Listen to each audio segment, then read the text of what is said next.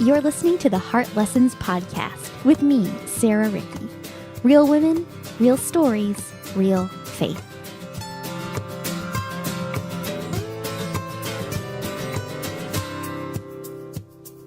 Hello, friends, and welcome to another episode of the Heart Lessons Podcast. I'm your host, Sarah, and I'm so glad that you're joining me here today. This is part 2 of the Mother's Day series here on the podcast, and I am really excited to introduce to you my friend, Lauren Casper. And Lauren and I are actually friends in real life. She is very dear to me and was just so instrumental in helping me walk through the grief of losing my daughter a few years ago. And she's actually been on the podcast before, back on episode 15, where we just kind of talk about our friendship and what it's been to walk side by side through some really difficult seasons together. But today, Lauren is going to share her insights and everything she knows about mothering a transracial family. As I'm sure you are aware, there are some pretty serious racial tensions in our country right now. And as I was thinking of different types of mothers to showcase here on the Mother's Day series, I thought of Lauren and just how gracefully she's been navigating mothering a transracial family for several years now. And I just thought we could all gain some insight and wisdom from how she has been making it work within the four walls of her home, and maybe just take it to heart and implement the truths and the wisdom that she has in our own hearts and in our own lives, just as a way to move towards racial unity, which I do believe is at the heart of our Father. So whether you are a mother or not, this conversation is of great value, and I am just so excited for you to hear what Lauren has to say and be challenged in your own heart to just think about embracing diversity and what that's going to look like in your own life. I am just really thrilled for you to just hear from Lauren. She is just a wonderful person, one of my dearest friends. So without further ado, here she is. Lauren Casper, welcome to the Heart Lessons Podcast. Welcome back to the Heart Lessons Podcast. Hey, thank you. Fun to be back. We were just talking, you were on back 2 years ago almost. I think it was episode 15, but back then I wasn't even numbering them, so I couldn't even. It was so long ago, I didn't know what I was doing. No, but yeah, I'm glad that you're back.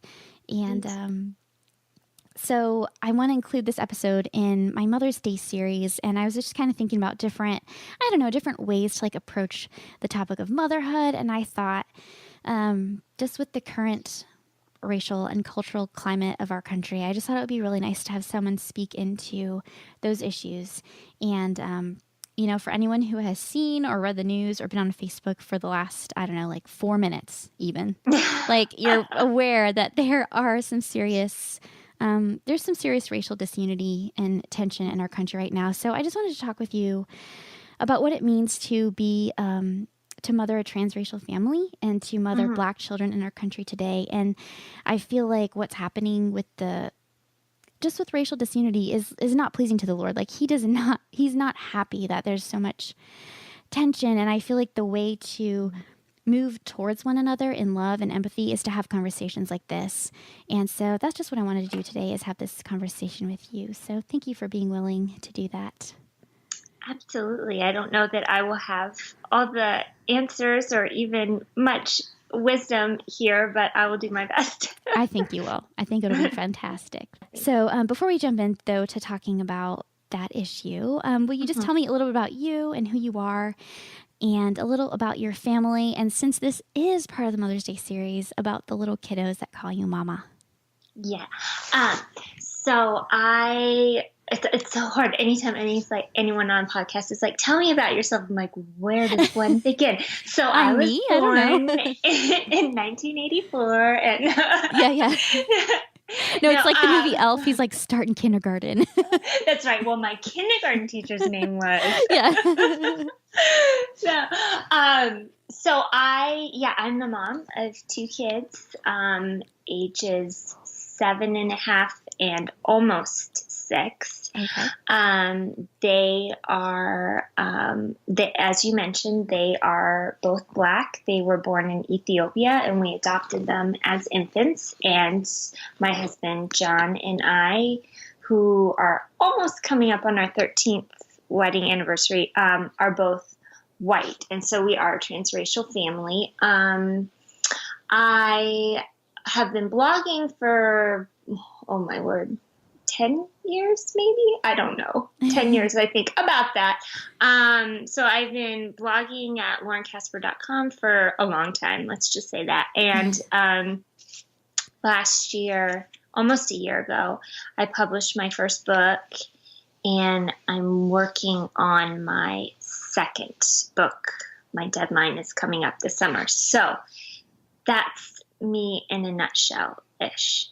Yeah, that's exciting. Actually, on my Facebook memories today, it just came up about sharing about the pre-release package for your book last year, and I was like, oh my gosh, like how fun! Like I get to talk to her today, and I don't know, it just felt like good timing, so it was kind of fun. Too fun, yeah. That's exciting. Well, you mentioned that you adopted your children from Ethiopia, and so when you started that adoption process, there was really no question that you were going to be bringing children into your family that didn't look like you. Like, you're not going to adopt from Ethiopia and expect white kids. Like, it's probably not going to happen.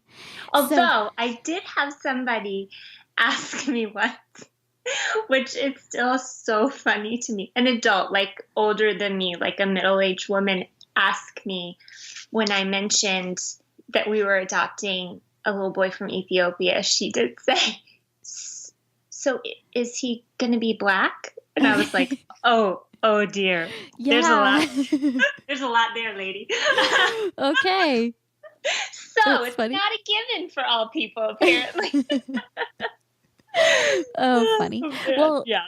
Okay, so maybe it's not a given for all people, but you knew what you were getting into. Yes, so was there ever was that a thing that you had to process through, that your child would not look like you, or was that just just an easy thing and it just never really crossed your mind?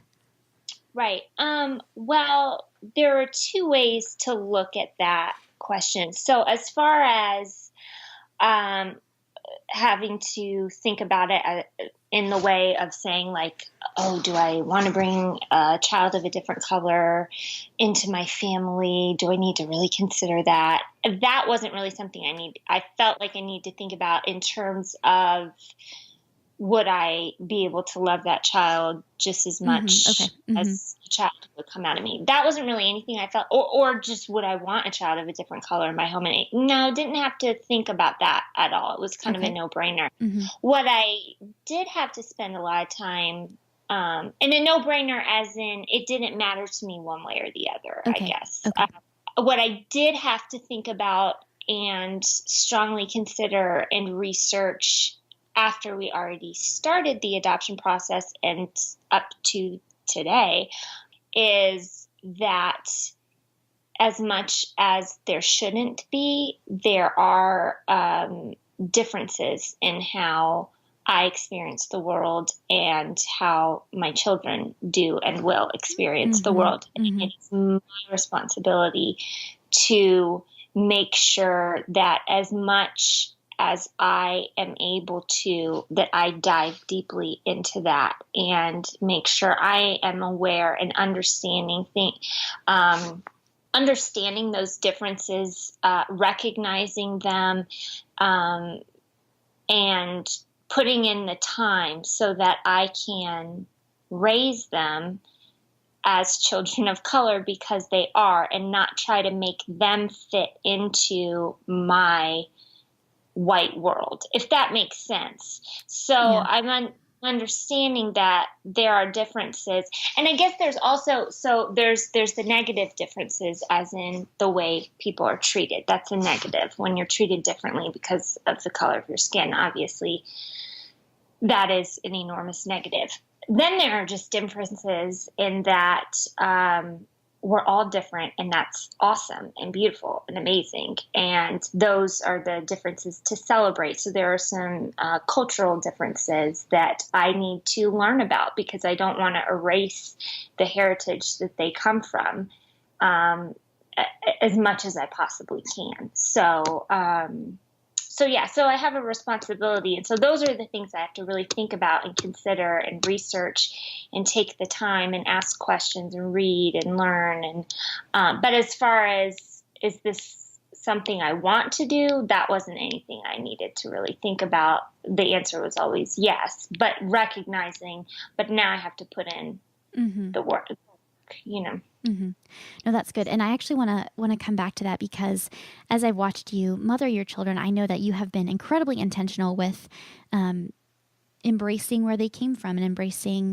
their heritage and their ethnicity. And I appreciate that. So I definitely want to get to that. But before I ask that question, I just wanted to ask you, when you were going through your adoption process, did you have a time when you felt like for the first time, like a racial tension, and that you thought like, oh, this might be a thing that I'm going to have to deal with my children, as I raise them? Do you remember like a first time when you thought like, oh, this is a thing, this is something I'm going to have to deal with?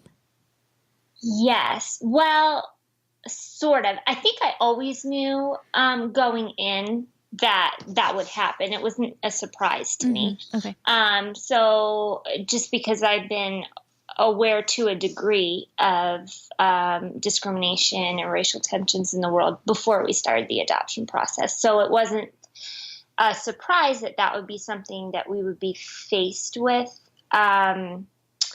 So the first time that we faced it personally was in very early in the adoption process, before any of our kids were home.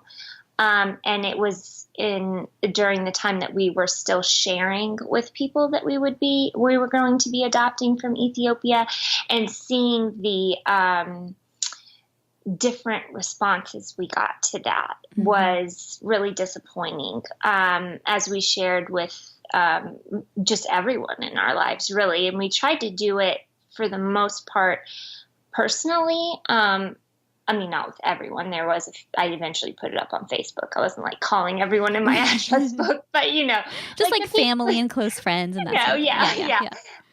So that was really disappointing to me. And there were some people that I wasn't too surprised by that response, that was a little more negative. And then there were some people that really did surprise me with their response. And I sort of felt like I got a little bit of true colors coming out of some people that I never would have seen before. And at the time, that was really sad. And I kind of was like, gosh, I wish I didn't know this about you. But then as I've thought about it more over the years, I'm glad that's something I know about them now, because as much as it makes me look at people in a different light, I'm glad that I at least know where they stand on something that important. So yeah. And then maybe you can create like a healthy distance. Like, it's like, yes. We can be friendly to you, but we don't have to be the most friendly with you, right. Or, the closest with you. Like, right. Yeah. That's probably, I see what you're saying, how it could be good to know, even though it's painful. Exactly. Yeah. And we definitely had to establish boundaries with certain people in our lives. And some of those boundaries were, like you just said, like, we're more of acquaintances than best friends. I'm not going to ice you out of my life, but I don't really trust you to be super close with us. Right. And that was just a way of protecting my family. And then very, very few people, but there were some that we did have to just say, you can't be a part of our lives. Wow. Until this changes about you, if it ever does. Right. But because of some of the things that were said were just so unbelievably hurtful and just so completely like blatant racism, not even like a microaggression, like macro aggressions happening. It was like, oh, no. This is not something we need to entertain. So yeah, it was disappointing and sad, but not, like I said, not totally surprising. And I knew, I kind of had eyes wide open going in that was a strong possibility, and you always hope to be surprised for the better, but it wasn't a shock. So, was it different when you adopted from Ethiopia the second time when you brought Arsema home? Did you experience like similar, or were you just maybe expecting, or how was that? What was that experience like? Right. So that was interesting because I felt like pretty much everyone in our lives, because our son was 2 when she came home. And so he'd been home for about a year and a half. And everyone in our lives that was going to sort of make that side of themselves known already had. So there wasn't any extra that came out when we brought our daughter home, except for that. What was interesting to me in that sense was, so our daughter has some, as you know, some special needs that are physical, Yes. that are obvious physically. And so that was what started popping up when we Oh, brought that's her interesting. home. Okay. Yeah, some comments, and not all very kind, about that. And so that was like a whole other layer that we had to like, oh, so now Right. there's this. And so, that surprised me far more than the racial issues, because I really thought that I thought what I would have to deal with would be people like making us out to be heroes, or making her out to be like this overly special. And obviously I think as a mom, my kids are the most special. Of course, world. yes. I'm not saying that. Yes. Well, you know how people can be like, Yeah. they can sort of make kids put them on these pedestals that have special needs, and they're just the most of it. And it's like, oh, they're just regular kids. And they're amazing because they're regular kids. And just like your son and daughter and all your kids are amazing. And so I thought that was more what we were going to have to deal with, like trying to tamp down people turning us into heroes when we're not, and treating her overly special when they should just treat her like a normal kid. I was very surprised when people seemed like disgusted with us. Oh gosh, yeah, that's very surprising. And I was like, oh, that is not what I thought we would have to deal with. And again, it wasn't the majority at all. But there were definitely some comments made that were really hurtful. And I just did the same thing that we did with the racial side of things, which was to put some boundaries in place and be bummed out for a while, but kind of shake the dust off and move on, because it's the only thing to do. Yeah. I didn't actually know that. Yeah. Yeah, well, that is just like going around telling everyone. Yeah. Guess what she said? No. That's just, that breaks my heart, because you'd think that, especially with a baby coming home, that you would just receive, like a baby's happy, to bring a baby home is just a happy experience. And for someone to judge you based on that is, that's pretty terrible. Yeah. Yeah. All right. Well, let's go back to what you were talking about with, embracing your children's ethnicity and celebrating it, and not just like blending them into what you are, but, recognizing that they're different and celebrating it. So, why has that been important to you? And like, in what ways have you guys continued to just recognize that they are from Ethiopia and not from America? And like, how have you guys worked that out in your family? So that looks like a lot of different little things. So some are really simple, and some are bigger. It's important to us because being Ethiopian is who they are. That's a large part of their identity. And they lose so much of adoption is about loss. As beautiful as the process is and can be, it's impossible to ignore that there is an enormous component of loss there, particularly for the children. Yeah. But so often what we hear about and what we're constantly listening to is the voices of the adoptive parents. And so we just hear about the gains and the excitement of bringing a child home, which is all valid as well, and beautiful and amazing. But the children are losing a lot, especially in international adoption. So they're losing, like when and my kids were babies, of course not all internationally adopted kids come home as babies, but mine were. But so when you think about it from their vantage point. I mean, they spent those early months in a country that had very specific smells and sounds and sights and language and people, and colors and all of that. And then immediately, with no warning, they were put on an airplane, and now they're with two people who don't look like anybody they've seen before, Right. don't speak the same, sound the same at all, nothing smells the same, nothing sounds the same around them, and that's pretty traumatic. Right. So just from that sense, there's a loss there, but there's a deeper loss of culture and heritage and identity. And that's something I've really wrestled with.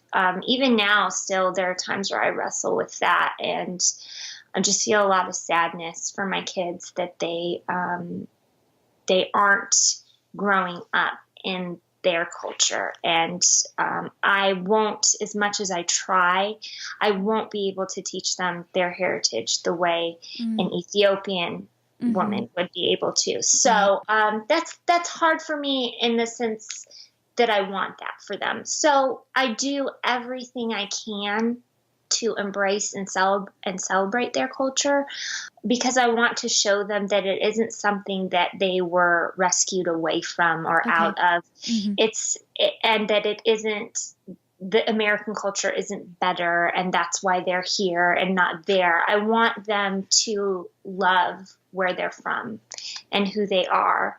And I want them to see all the beautiful things about all different cultures, but particularly their own. So we celebrate the different Ethiopian holidays. We research the history. I do a lot of reading about the history of Ethiopia and their culture. And so they have a little bit different calendar than we do. And their overall main religion in the country is Christianity, and it is Ethiopian Orthodox Christianity. And so their religious calendar is slightly different than ours. So Christmas is actually January 7th in Ethiopia. So we celebrate Christmas here on December 25th, like everyone else. But then we also have a celebration on January 7th. Yeah. And we try to celebrate the way they do in Ethiopia, which is very different than how Christmas is celebrated here in America. And we celebrate Ethiopia New Year, which now I'm really going to show that I have to keep everything written down, but I believe is in September. I believe that's September 11th. And so, but if I get that wrong, nobody don't send me hateful emails. I have it on We're my all calendar. Learning together. That's right. So we try to celebrate. There's a holiday called Timkat that we actually got. We're so lucky to be in Ethiopia with Morato That's for cool. our first trip during that holiday, and we got to see some of that procession. It was really special, and it's celebrating the baptism of Jesus. And so so we just try to learn as much as we can, celebrate those holidays in our own home. We bought a lot of stuff when we were in Ethiopia, and so we have like tablecloths, and the kids have a lot of clothes. They have traditional clothing. They also have T-shirts, with the Ethiopian flag or different words. In Amharic, which is the language in Ethiopia, the main language spoken. There's actually like 80 something languages spoken there, but so those are some of the more simple. We have little things from Ethiopia all throughout our home. Another way that we really tried to keep that identity, which wasn't originally planned but happened this way, was to keep their Ethiopian names. Yes. Yeah. And that wasn't originally part of my plan, but once Morato came home, it just felt wrong. Not that anybody that's changed their child's name is wrong. For us, it just didn't feel right to change his name.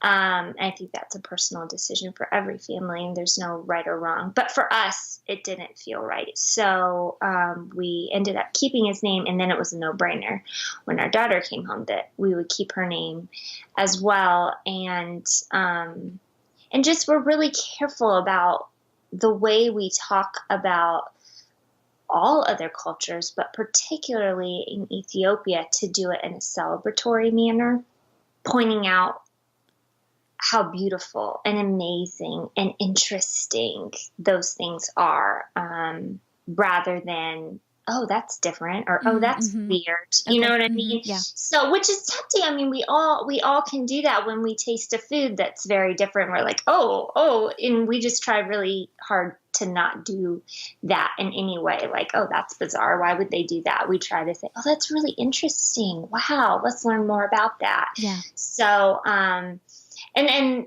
we don't have an Ethiopian restaurant in our teeny tiny little town, but there is one about an hour away that we visited.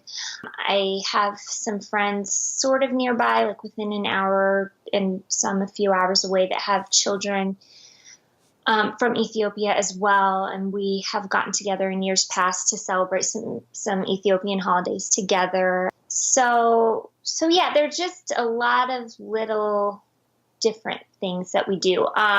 For example, like when you check on forms for school, there was one IEP meeting we were having, and they wanted to know, like, what do you want us to put down for his race, ethnicity? Do you want us to put African American? And my husband, I kind of was just going to say, yeah, sure. And he was like, put Ethiopian. And then I thought, oh, okay, we want to specify. That's fine. And so it's just little things that we just want them to have pride in who they are. That's good. Yeah. With my daughter specifically, we've learned, I've learned a few Ethiopian specific hairstyles. Okay.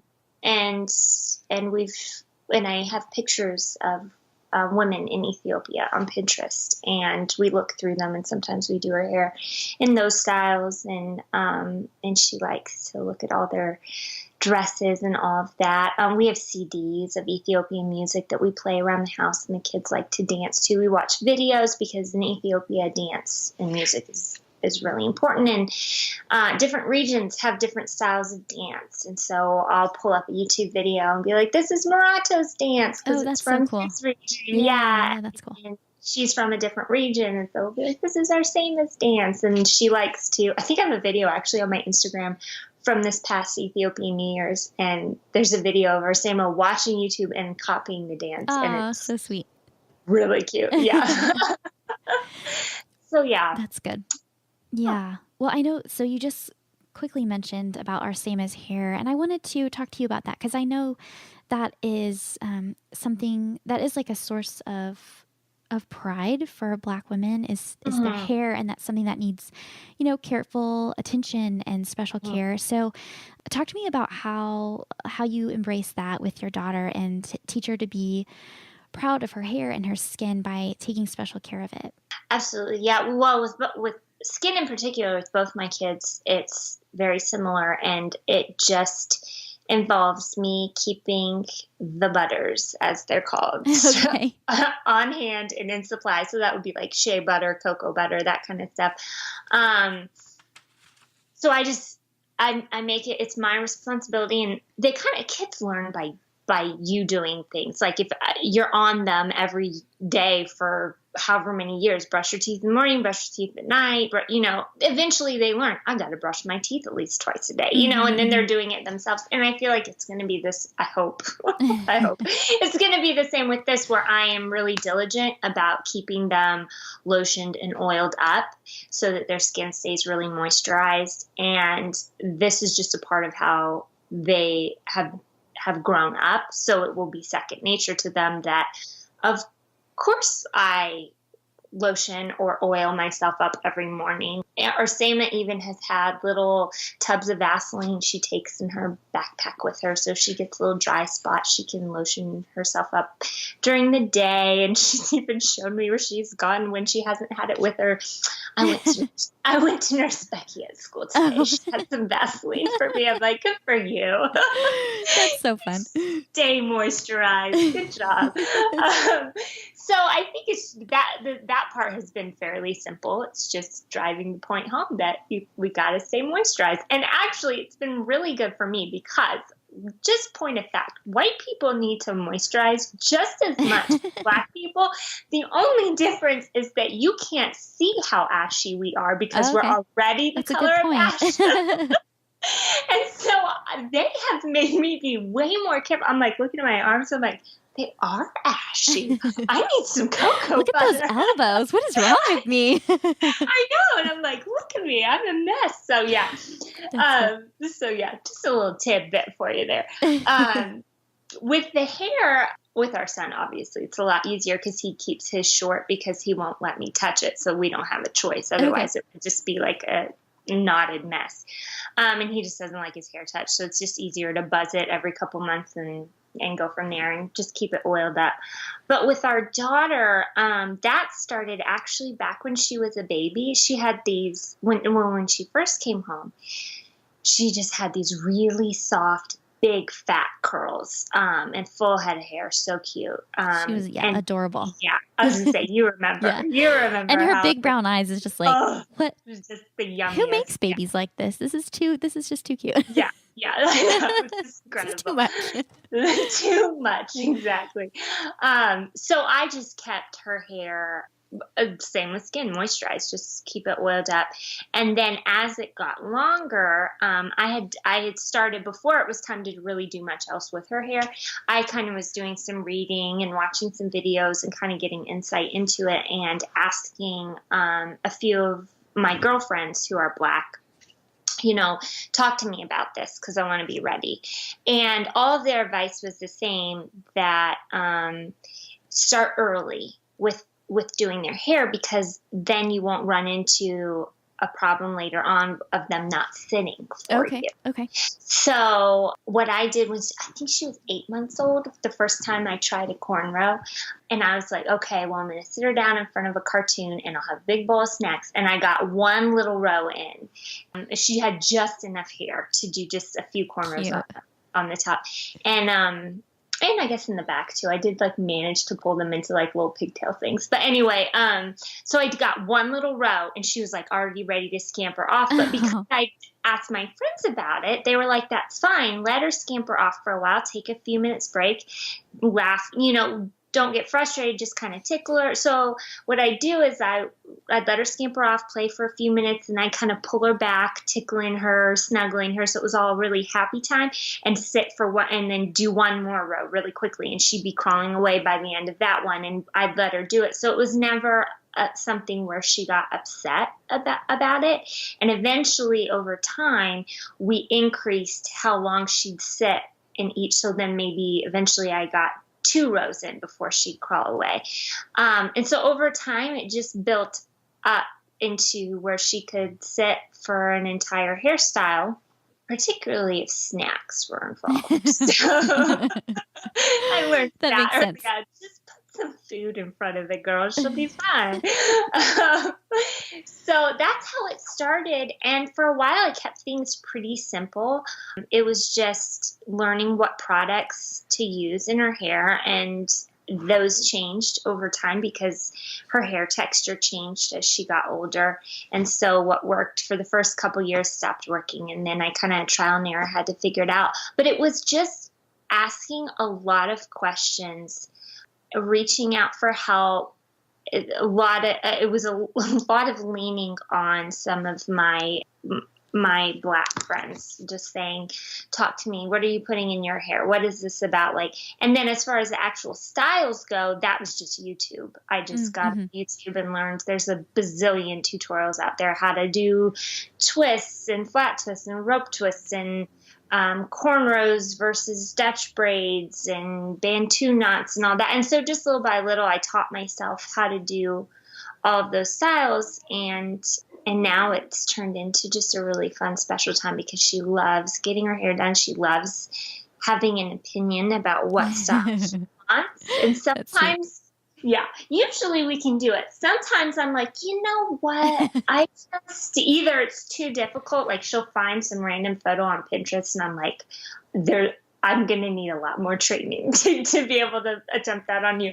Yeah. And then sometimes it's like, I'm just not sure that we should put a puff on one side and and like leave the other side down, that might not look the way you think it will.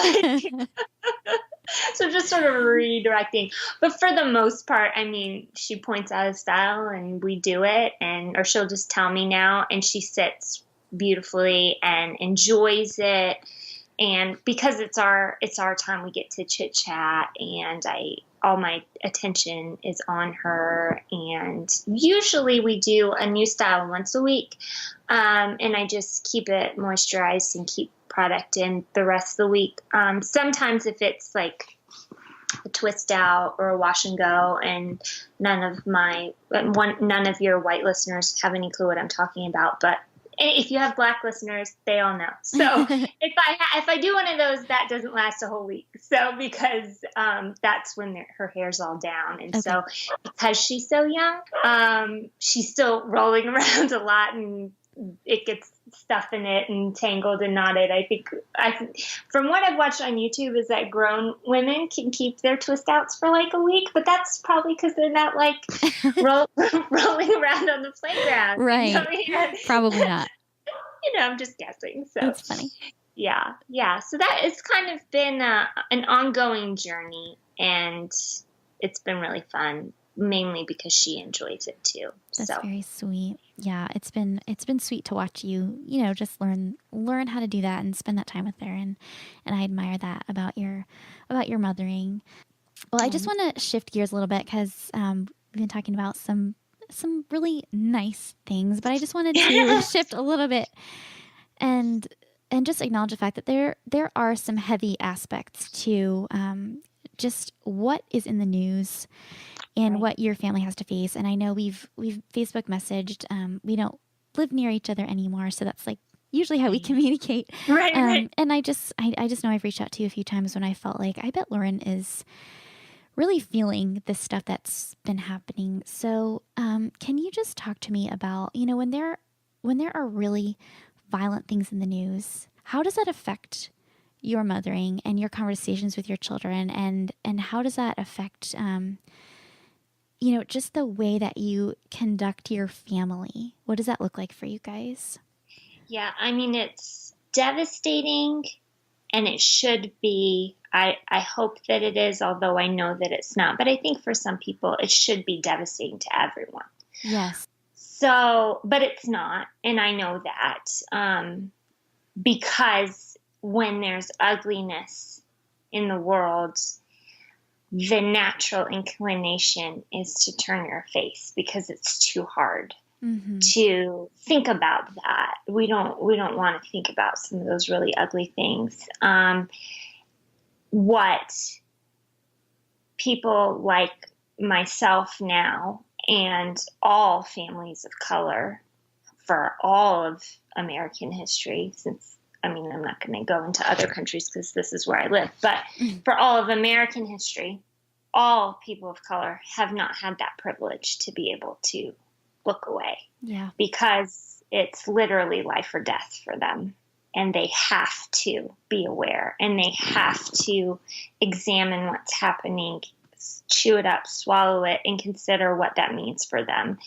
And that is why I say I think it should be that way for everybody. We should all be doing that. It's our responsibility as human beings, because if we don't, then we can't actually be loving each other well. Right. And we can't change anything for the better if we don't know what's happening. So that's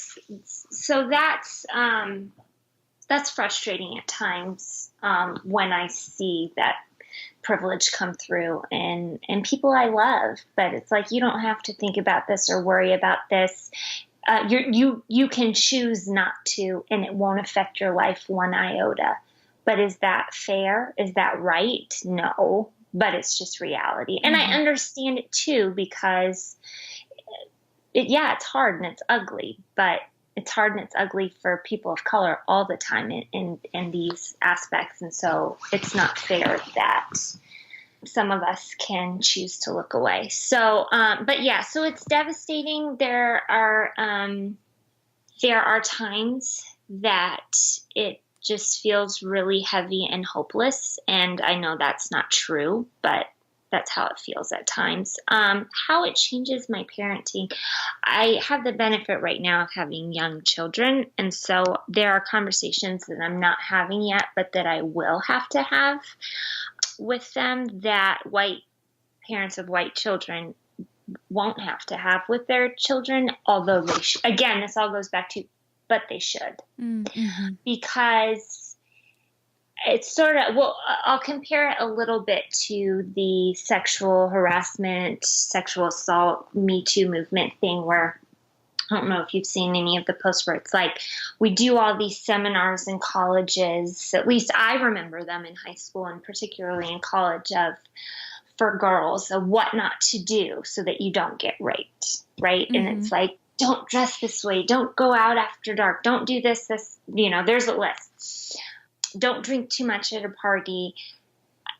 But at the time, things could be different now, I don't know. But at the time, there really wasn't anybody telling the guys not to do the harassment or the assaulting. Mm-hmm. All the training was for us to protect ourselves.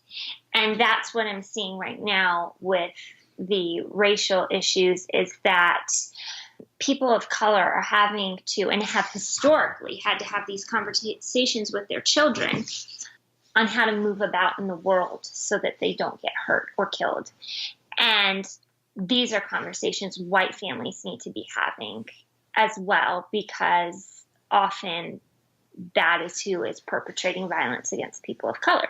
So it should be, yes, people of color and families like ours need to have these really horrible, hard, difficult conversations with our kids, but white parents need to be having conversations about racial issues with their white children too. And that is where the change is really going to come in. And so something as simple as, I don't know if you follow Jessica Turner at all. She's that website the mom created, but her husband, Matthew Paul Turner, has written 2 children's books that are really beautiful. And the first one came out about a year ago, called When God Made You. And the illustrator, David Coltrane, I think is his name, how you say that. Anyway, it's absolutely gorgeous. The illustrations are beautiful, but it's the main character. She's not even a character. She's just in the illustration. She's the main character. It's a little girl, a black girl. And when the illustrations came in, Matthew was so excited, thought it was gorgeous, didn't think anything of it. And then when the book came out, Jessica was saying, she recently put a blog post up about this, but she was saying that she had so many friends saying, oh, that's so neat that it's, you have a little girl of color in the book, and I'm recommending it to my friend who was adopted, or that, and all her friends were not all her friends, but she was noticing people recommending the book to transracial families or families of color, and not recognizing, well, this would be a good book for my white kid. Mm-hmm. Mm-hmm. And so she was highlighting, like, look at your library for your kids' books. Is it diverse? Probably not. And the reason she was able to say that is because she looked at hers and went, oh, I don't really have books with characters of diversity in my children's library, because she's never thought about it before. Whereas our family has been, by necessity, very intentional about, we buy books with characters of color, all kinds of books, not just history books, not just like children's versions of, American history or world history. And so we're reading a book about Harriet Tubman. We're just reading a book about dragons, and the main character is a black boy. You know what I mean? Mm-hmm. So it's like just as important to see it in all aspects of life. But what I've noticed is that that's not really easily recognized in white families often, that it's important for them too, because that's how you raise racially aware children, is by putting diversity in their world early on, and rather than putting all the weight of that on people of color to teach white people about it. We should be teaching our own kids too. So I don't know how I got off on that tangent. I don't even remember the question you asked me now, but I just got off on my rant. So no, that's good. That's good. Yeah. And I feel like that is the way that we are going to move toward racial unity is by like embracing the fact that while we are different, we are still like the same. Like it is the same that the story, like you said, had a little black boy as the main character as it would be if like a little white boy was the main character. Like it's just a story, Right.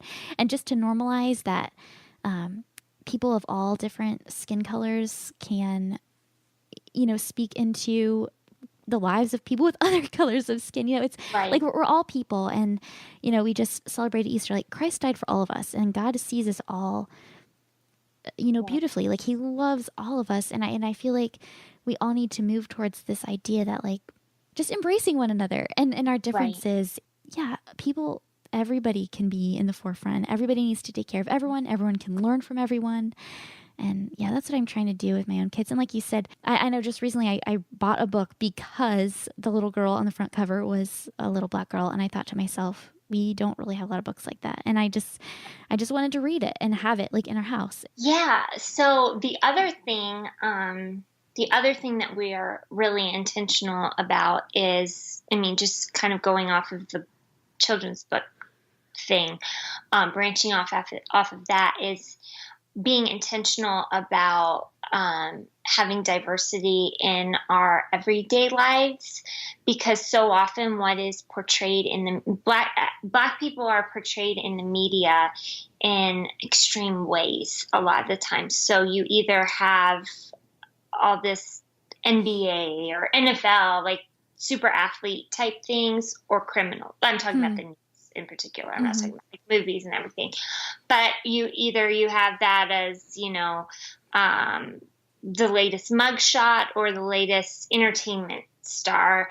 And and those are two caricatures that I am not interested in shoving in my children's faces, because it's shoved in their face. It will be shoved in their faces, and they're not really watching the news right now. But so we're really intentional about having people in our day-to-day lives, in everyday, ordinary walks of life, that are people of color. So, for example, our Sama's orthopedic surgeon is a black man. My primary care physician is a black woman. Morato's pediatrician, until she decided to leave the practice, which devastated me, but was a black woman. I know, I was like, wait, you can't go. We love you. But she was a black woman. I have visited I've taken Arsema because she just is in a place where she can sit quieter and better right now. But I have visited black churches. I want them to see a black pastor. I have watched cooking shows online where Michael Twitty is doing a demonstration. He's a lot more than a chef, but anyway, he's a black man. And so it's just finding the barber that cuts Morato's hair, and it's just finding the every ordinary walk of life. We're in an area that's a little tough for diversity, but so we really have to be more intentional. But highlighting black teachers. I know my best friend in Alabama, Rachel. Her kids go to a school where the principal is black. And I'm like, that's fantastic, because they're seeing in all walks of life black people portrayed in these positions, and that's just normal. They're not seeing just you can play basketball or you can be in jail, which is just what I feel like the media does. And it's disgusting, really, and unfair. Not that if, Morato or Arsema wanted to play professional sports, I wouldn't let them. That's not what I'm saying. Right. I'm just saying, and not that that's a bad thing. I'm just saying that there are these very extreme boxes. And yeah, so I just try to be careful and intentional about that as well. So yeah.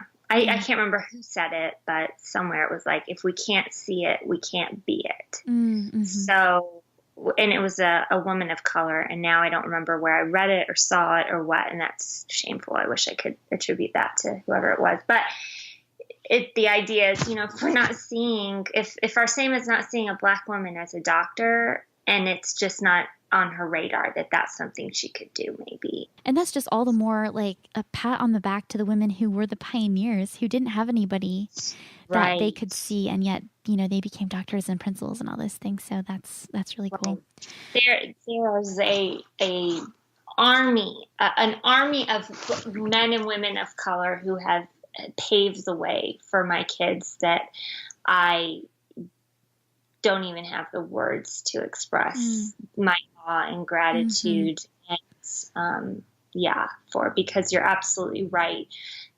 There were true people of and are people of resilience and ingenuity, and it's just amazing. The roads they paved for their generation and all the ones to follow. It's really incredible. Yeah. Well, Lauren, as you embrace what it means to live as a mother of a transracial family, what scriptures or truths do you tend to lean on? That's a hard question. I'm trying to think of specific scripture in that regard. I mean, I have several just as a mother that are more broad in general, mainly in just highlighting my own flaws and how much. Yeah. Mostly verses about forgiveness and repentance and all of the grace. Lots of scriptures about grace. But I think in this area too, that would also ring true, simply because I am learning. And it would be really foolish of me to sit here and act like, I'm just so woke and I have it all figured out. And that's just not true. I am trying, and I think I have recognized my need to have a lifelong posture of student. And continuously be asking and learning and listening, more importantly, to the people around me, particularly of color, who have a lot to show and teach me, and that will be never ending. There's never going to come a day where I get it all. And as it is with parenting. Yes. Nice little parallel there. And so I recognize my need to have a lot of grace for myself, because if I don't, then I can get arrogant and think that I have it figured out. But when I start to say, okay, Lauren, you messed that up because you're dumb sometimes. Okay, so let's just try again tomorrow. Or how can I do this better? Or what can I learn? And honestly, the kids teach me a lot too in this regard. I mean, they'll come home from school and they'll be having conversations about something that happened at school. I mean, it's amazing at this age, kindergarten, first grade, the racial conversations that come up. Wow. And I'm like, no, stop, because I want to keep my kids innocent forever and in this cozy, happy world. But then that's another area where I realize my own ignorance. Like, well, of course I should be addressing this early on, and a Black mom would have known that. So let's highlight again how much I don't know, and then go from there. And that's when I start asking questions. So yeah, I think the truths that I just cling to is that there's grace for all of us. And I think my first, if I could give any in regard to my parenting, but just life in general, would be the greatest commandments, to love God with all your heart and love your neighbor as yourself. Because I feel like in just relation to all the racial issues that are going on, there is a lot of not loving your neighbor as yourself. Yeah. And what I take that to mean is it's easy so that's empathy, right? And so it's easy for me to think, okay, so empathy means to treat somebody with empathy is to treat them how I would want to be treated.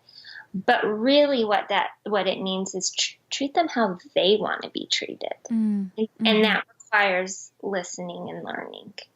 And so that's what that's not what I've had to do. That's what I get to do with my kids, is do a lot of listening and a lot of listening and learning from them, and listening and learning from other people, and just trying to do it better each day. That's so good. Well, this is my last couple questions, Lauren, that I ask all the guests that come on. Oh. So as you're walking out the story that God has written for you, what is a heart lesson that he's been reminding you of lately? I think lately, we've just had some hard things in the last year that I haven't been wanting to share at all, but that he's good and close to the brokenhearted, I think is what I am really holding on to right now. Like when there are hardships, God is so good, which I know, but I hold to that he is close to the brokenhearted part in a special way, because that tells me that it's okay to have a broken heart sometimes. So I think that's what I'm learning in a new way this season, and leaning on. And I don't know if you can now hear my dog barking, but I'm sorry. No, she just wanted. She wanted to add her voice to the podcast. Affirming that truth. Right. Yep. Amen. Oh my goodness. Okay, Lauren. So this is the last question, just for fun. What is something you are looking forward to? Oh, what am I looking forward to? Oh, well, you and I are both going to Choose Joy at the end of June, and Rachel's going to be there too. So it's going to be a party. Yes. Of all my favorite people. Well, not all of my favorite people, but like two of my most favorite people are going to be there. So I'm excited about that. So I'm looking forward to that. But that's like months away. So I don't know. What am I looking forward to? I have a chocolate cake in my kitchen that I'm going to eat after dinner, so maybe the cake. I love that. That's perfect. Sometimes when people get stumped, I'm like, is there like a pint of Ben and Jerry's in your freezer? Like, you could say that. Like, that's what I would say. Don't you have dessert?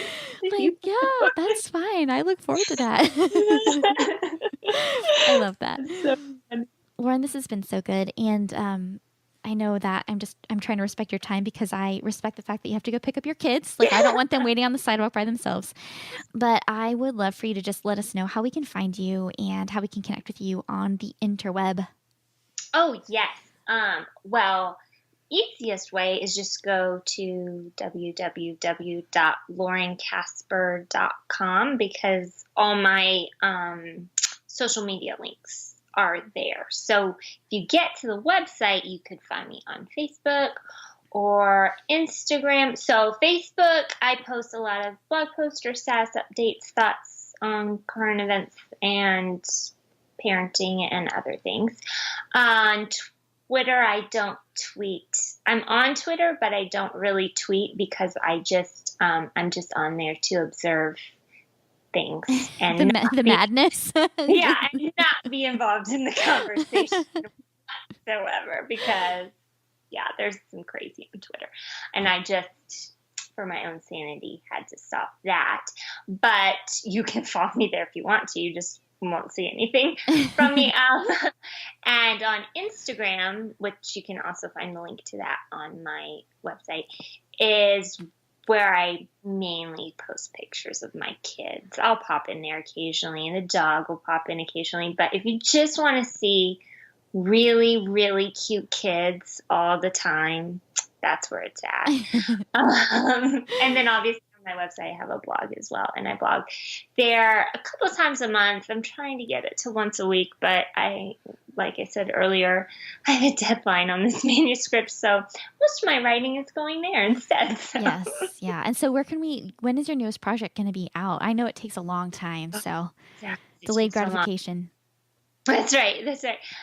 So my manuscript is due this August, which means it will release in August of 2019. Gotcha. Okay. So it's going to be a while. But in the meantime, I have my first book is about to have its first birthday. So if anybody has not read that yet, it's on, Amazon, Barnes & Noble, Books A Million, whatever your preferred retailer is, or in the actual bookstore. Mm-hmm. And that is, it's called It's Okay About It. Yes. And I'm the author, so you could, and it's my only book. So if you just searched my name, that's the only one that would pop up. So you could read that while you're waiting with bated breath. I know everyone is. No, I'm just kidding. That's funny. Lauren, you crack me up. Well, thank you so much for chatting with me. And I'm just excited to put this out there for everyone to listen to. And I just always appreciate your wisdom and your insight. And I can't wait to point people your way. Oh, well, thank you so much. I love talking to you too. I think one of the things that Lauren challenges me the most in my motherhood is just this idea of intentionality. And she is so intentional about incorporating her children's culture into their life and making where they came from a very important part of who they are. And I admire that greatly. Something that Lauren said really stood out to me. She said, I do everything I can to embrace and celebrate their culture because I want to show them it is not something they were rescued out of. And I can imagine that if you were adopted from a country and taken to another country, that it would just automatically feel as if the country you were taken to was just like better, or else why else would you have left? And so the fact that Lauren is intentional about celebrating where they came from and celebrating their differences, I think that's huge. Lauren also said this, which is just so important as just a Christian and a general human. She said, I have recognized my need to have a lifelong posture of student and continuously be asking and learning and listening. I think the second that we think we have everything figured out is the moment that we are a pretty big hindrance to ourselves. So just thank you for that insight, Lauren. So many good things here. Don't forget to visit laurencasper.com to find out all the great things that Lauren is doing, including her book, which will be coming out next summer. And you can also find information about her book that just recently turned 1, and it's called It's Okay About It, Lessons from a Remarkable 5-Year-Old About Living Life Wide Open. I would love to connect with you this week. Don't forget to find me on social media, Sarah_Rieke, and you can let me know the great things that you have been taking away from these Mother's Day series. All right, friends, that is all for me for this second part of the Mother's Day series. Part 3 is going to feature Caitlin Matthew, and she's going to be talking about what it means to be an invisible mother. And so I hope that you will tune in to hear what she has to say.